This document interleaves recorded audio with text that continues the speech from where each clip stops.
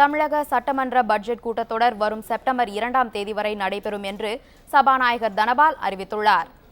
21 இன்னைக்கு budget present. நம்ம திரும்பவும் திங்கட்கிழமைக்கு சபை கூடுது.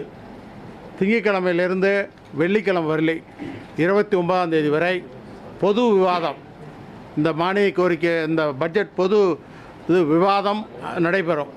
29ஆம் தேதி 28ஆம் தேதியே எதிர்க்கட்சி தலைவர்கள் உட்பட எல்லா தலைவர்களும் பேசி முடிச்சிடுறாங்க.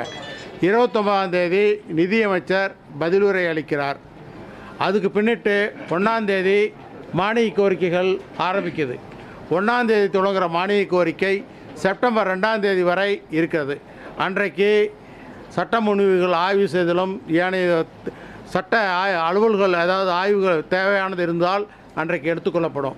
மொத்தம் இந்த பொது விவாதத்தை சேர்த்து 27 நாட்கள் சபை இந்த கூட்டத்தொடர் நடைபெறும்.